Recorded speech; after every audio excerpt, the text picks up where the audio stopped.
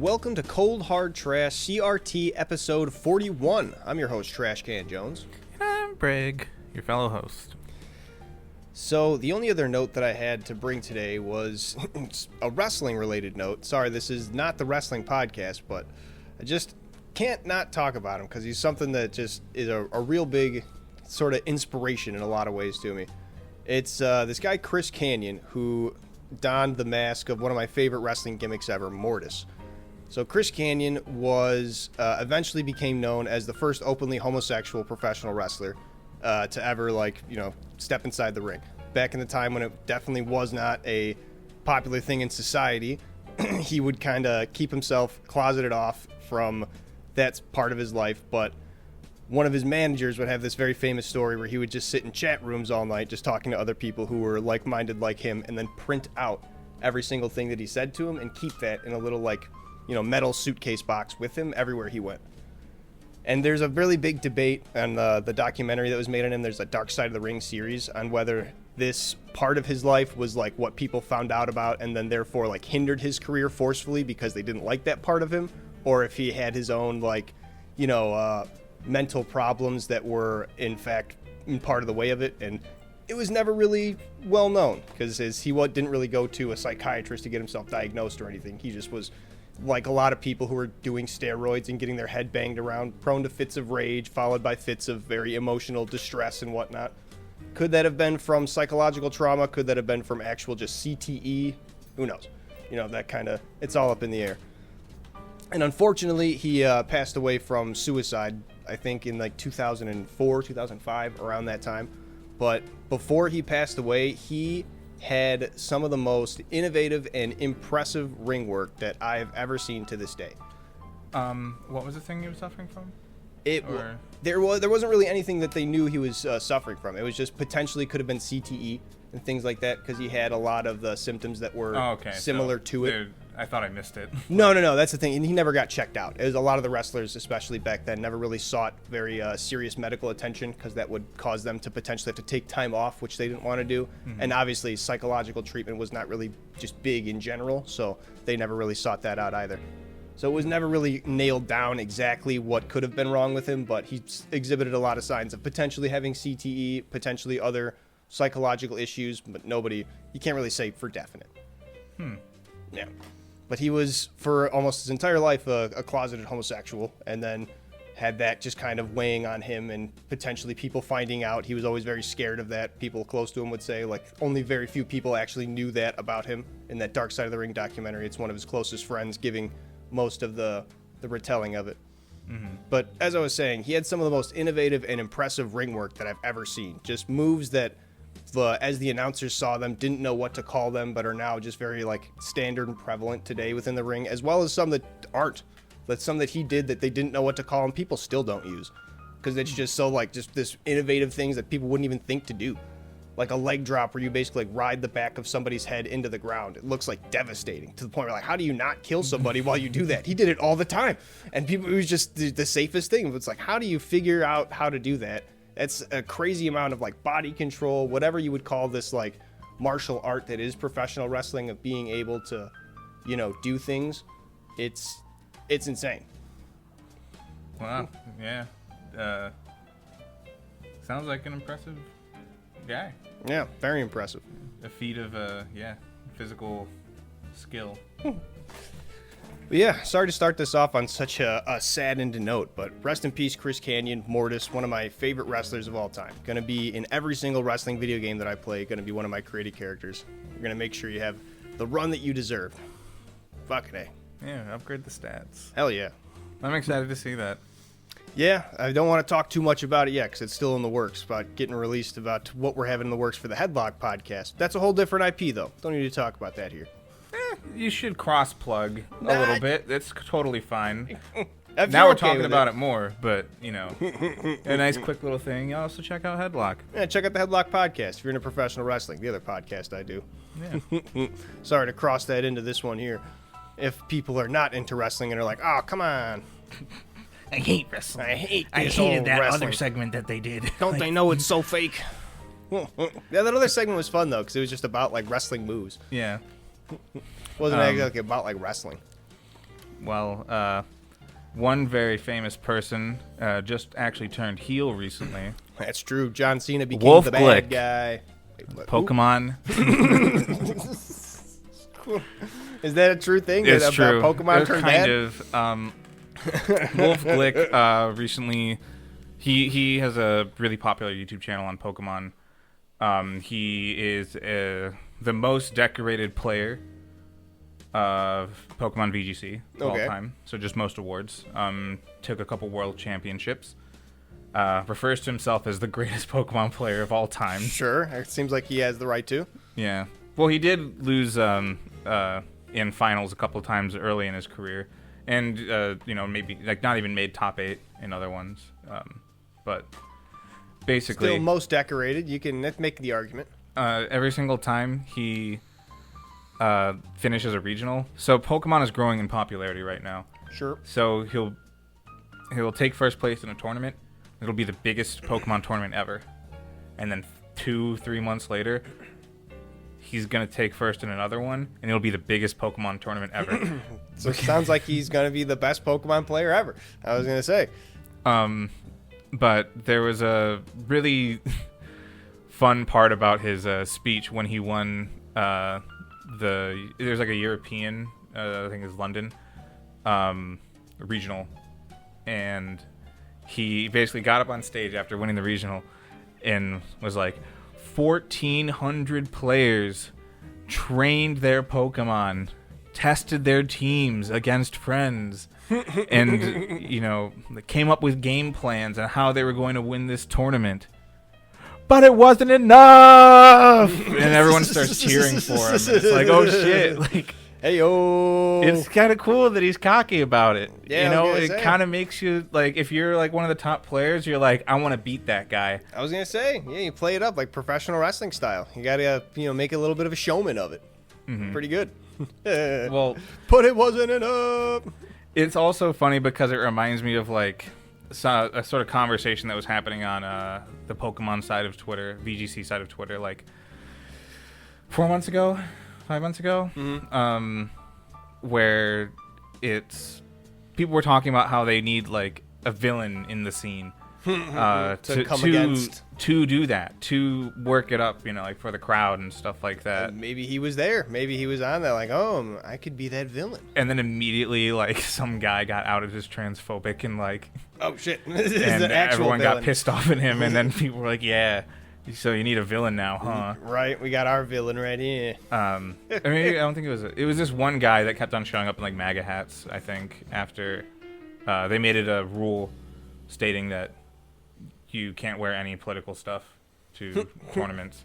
And he wasn't only doing that, but I think he might count for that too.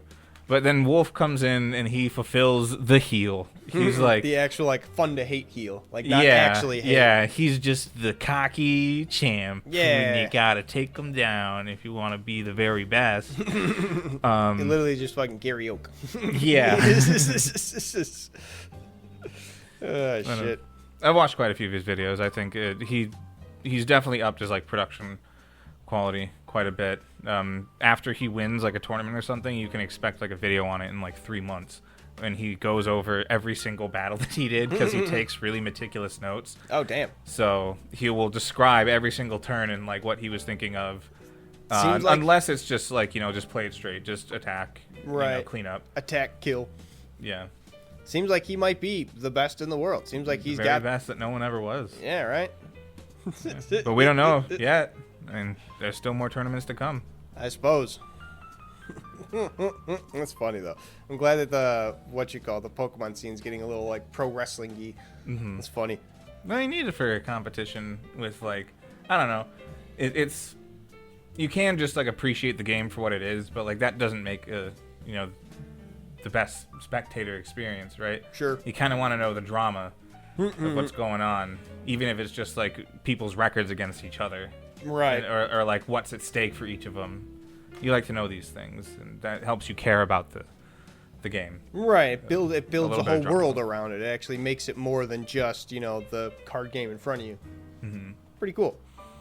So I'm not a Pokemon champion or anywhere close, but I'm almost a Pokemon master. Which there's an online ladder in the game, and I've recently taken to using rental teams, which when you make a team, you can like post it online. Sure. For other people to download and then use it on the in-game ladder. You can't use it for real competitions. And you can't use it for... They have actual competitions in-game. The Global Challenge, which it's the one that I accidentally registered as a teenager for. Right, I remember. Did pretty well. But you can't use it for those, but you can use it for the in-game ladder. And I am one rank away from Master Ball. So... And Master Ball, I assume, is the highest? Yeah, so every Nice. every other rank is like 1 through 10. It's like Premier Ball, Great Ball, Ultra. It's like Premier Ball, Pokeball, Great Ball, and then there's 3 for each of them. And then 10 is Ultra Ball, and then I'm in 10. I'm at the very bottom of 10 right now, so that's like 2 to 4 games. 2 to 4 consecutive wins would get me to Master Ball. Because that's the next one up. It's like rank 11, but instead of having just like your rank there, you're like actually ranked 1 to... whatever number of people that are in Master Ball, right? Of how good you're doing there. So, but yeah, using rental teams, it's interesting when you want to when you want to play a competitive game. When it gets to a point where you kind of need to accept that there's a meta. Like Are rental teams just random selections? No, that's other people that are like really good at the game.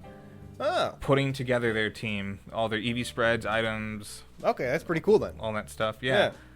And I watched a video. This guy's Clover Bells on YouTube, and he had like 6 teams, and he would explain what they're supposed to do and how they operate, and their lines to like victory and stuff like that, and their synergies in between them, and then he'd go over to explain like their move sets and their EV spreads, and the way that they do that, like really good Pokemon players do that, is pretty impressive, I think.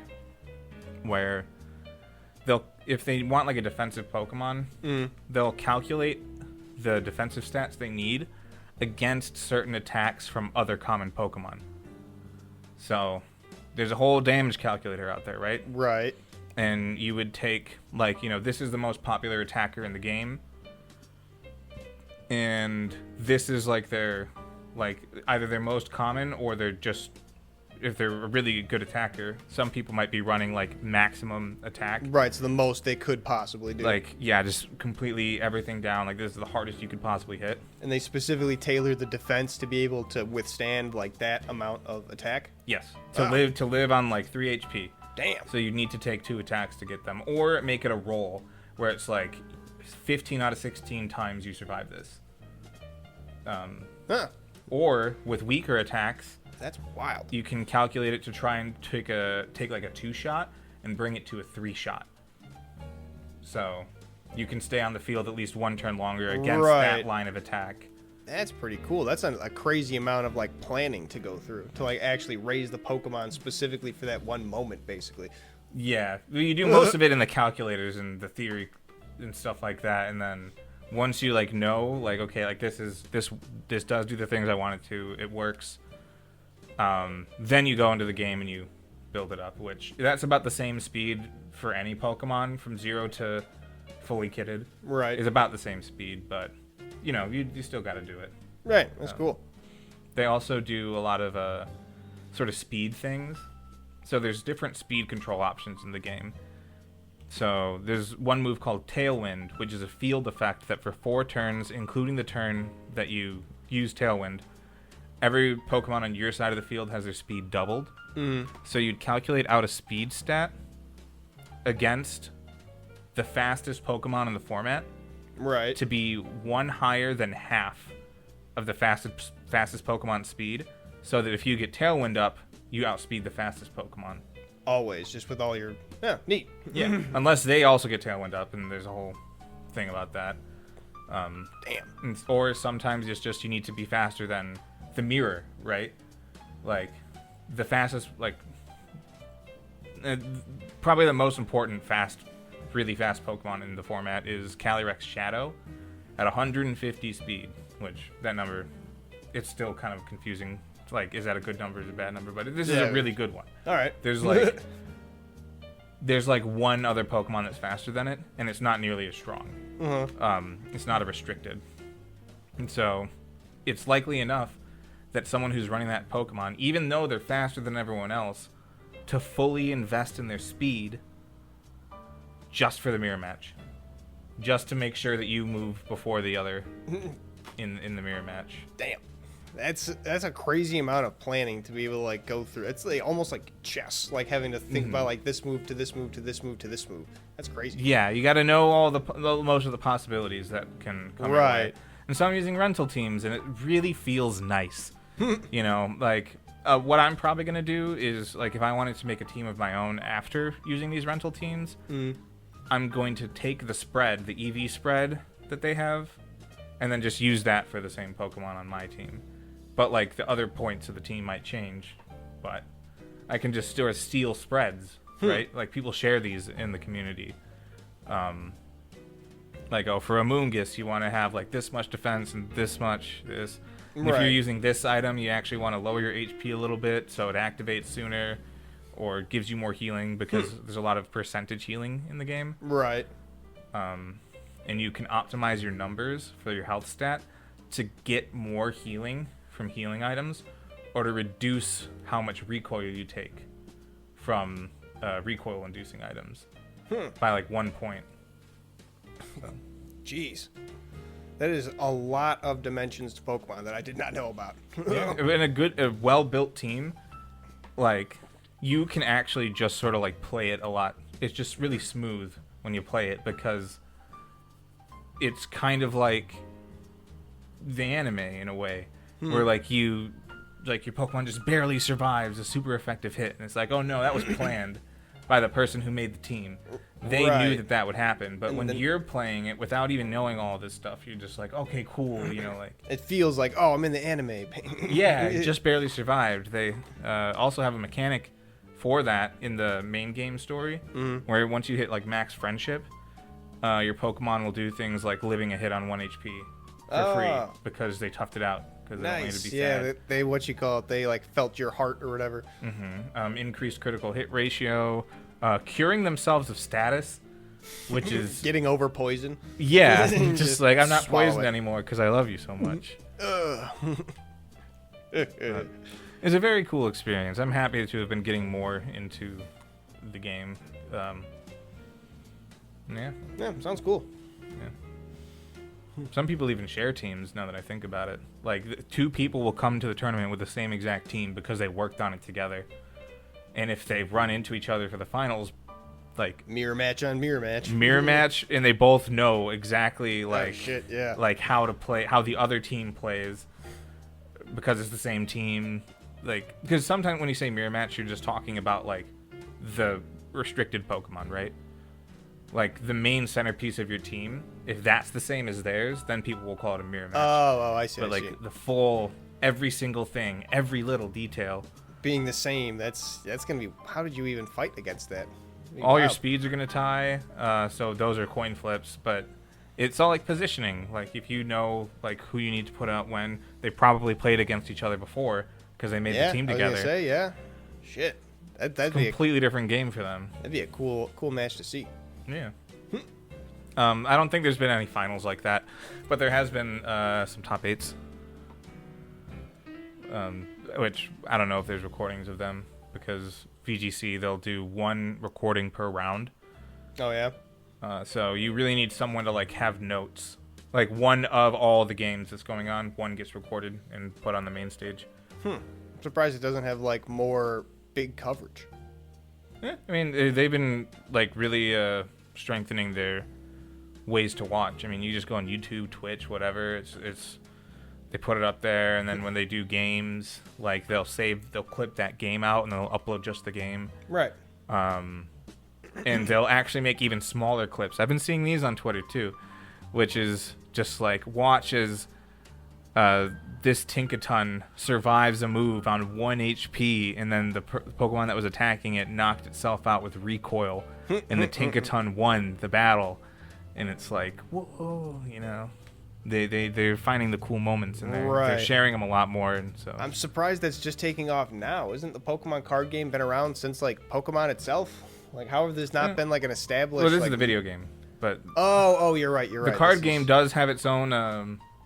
Like scene and things. Like It does. They actually do Makes more sense. video game, card game, and Pokemon Go tournaments all at the same time. Don't know how the fuck they do a Pokemon Go. Pokemon Go tournament. Yeah. They have PvP, Okay. 3v3s, singles. So I've never seen Pokemon Go like battling beyond the gym battles. I don't like it. Yeah.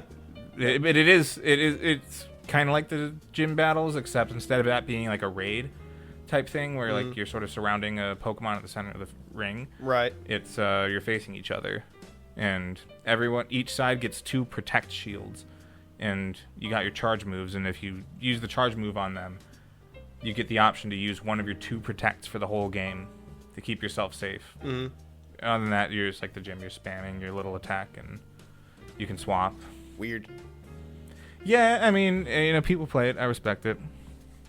Whatever. But since they do all the stuff in the same venue at the same time, there was actually an event where it was like the finals for the trading card game, and some crazy shit happened in the video game, and you can hear. Basically, there's this move called Population Bomb, used by Maushold. Oh. Which, yeah, the Tendamouse evolution. Yeah. It's like some type of play on like multiplying like rabbits, I think. Oh, okay. I thought it was gonna be like a nuke. it's like yeah, but it's like their signature move. Right. And it is considered a slicing move. I don't know what the fuck it is. Like they stand on each other's heads and they go whack. Okay. Pretty funny. But that move has a chance to hit 10 times. Damn. Does It's very a low. multi-hit, like fucking what you call it, triple axle. Yeah, Like 10 times. It is like triple axle, where it's like there's 2 different types of multi-hits. One is like you do 1 accuracy check at the beginning, and then it does a roll between 2 and 5, 3 and 5, 4 and 5, whatever it says. Right. For how many hits that it does. But then, there's some multi-hits that automatically do a set number of hits, and then there's this category where each hit has its own accuracy check. right, and it gets less and less each as it goes down, right? No. Triple axle might.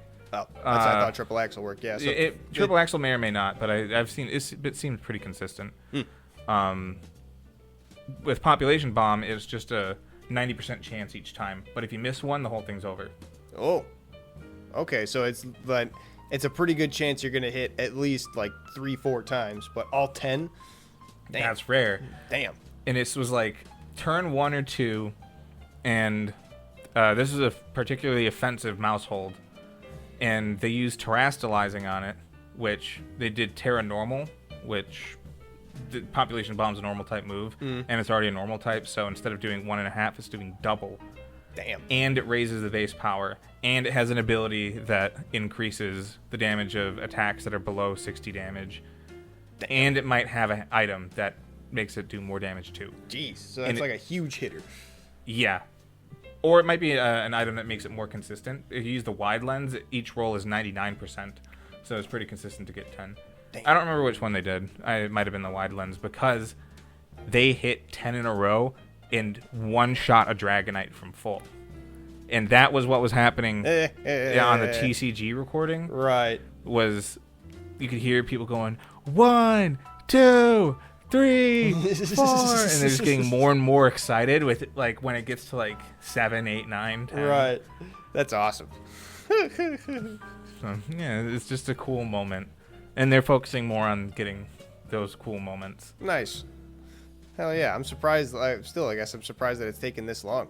Because even like other like video games, like fighting game tournaments, have been up and doing this for a while. You'd think Pokemon games would have been doing this. Yeah, well, the thing, there's still older games, and they still do have like hype moments like that, but they don't have big crowds. Sure. You know, and they just sort of have like these smaller internet communities that it's like, yo, remember when this one guy like won finals and then got 3 things nerfed in the next game? Which is true. Damn. They nerfed the accuracy of Thunder Wave. They nerfed the amount of speed that you lose when you're paralyzed. and they lowered the chance of confusion causing you to hit yourself. And they increased the accuracy of Will-O-Wisp. Oh, damn. I assume that guy just used a lot of Thunder Wave to win his fucking thing? Yeah, he used Thunderous, the Thunder guy. And just completely paralyzed and confused the other side of the field. And it's reasonable to nerf it after that, because that's a really boring finals. Yeah. Is if you just like immediately paralyze the other team and then you just eat them, pick away at them. Basically. They can't do anything. Yeah, but it's like winning by decision in boxing. It's boring, but it's in the game. Yeah, they want to make it more exciting. You can't really get rid of win by decision because, right. You know, what if they don't knock each other out? Exactly. But just keep going until one of you guys... Is there any, like, stall tactics in Pokemon? Like, just freezing or, like, paralyzing and can feel like... Is that a thing that somebody can even try to do? Well, I mean, in Gen 5, yeah, it worked. It won. Why not, like, then? Like, is it still a thing? Is there any kind of thing like that? Like, poisoning and leech seeding and then just, like, doing swaps? Or, like, withdraws or whatever to hot swap? Kind of. So this most recent game... Scarlet and Violet, they actually nerfed recovery a lot.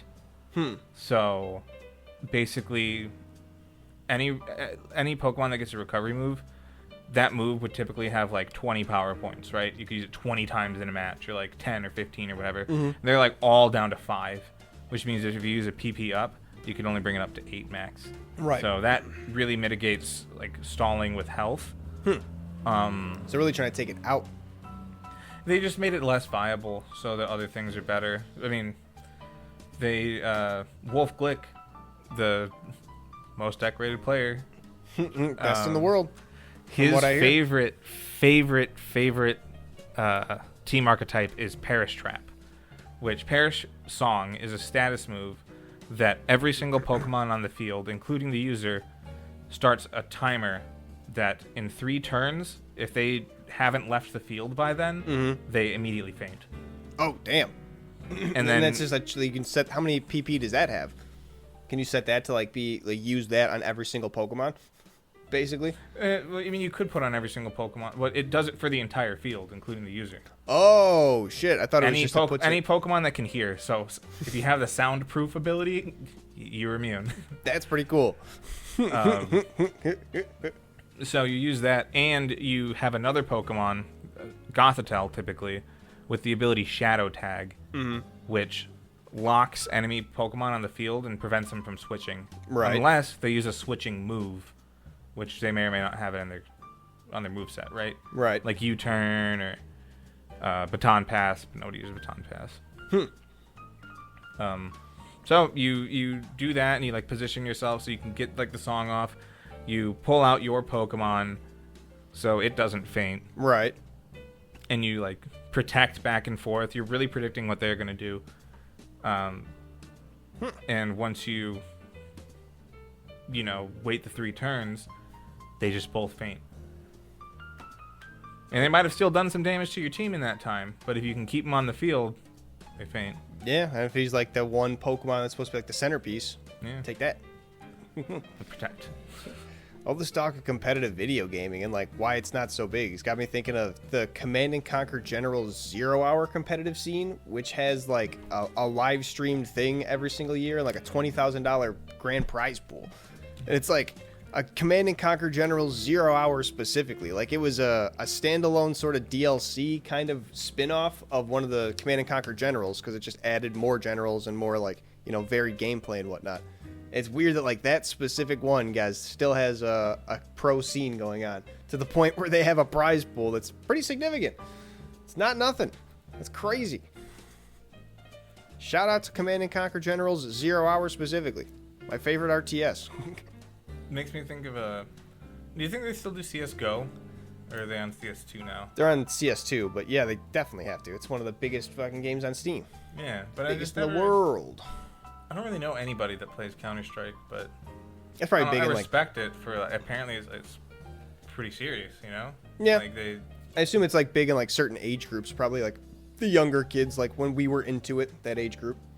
Because I remember hearing a lot more about it when I was younger, but now that I and all the creators who play it have grown up a bit, maybe we've all just aged out, perhaps. Because the money's definitely not gone. It's still churning out money for Valve. It's got to be. Yeah. Well, I have heard complaints about CS2. I mean, there's always complaints, especially about the skin market. There was the whole CS Lotto thing that got busted up recently. Not recently, like a few years ago at this point, but... Yeah. I guess the throwback to gambling, Overwatch brought back loot boxes.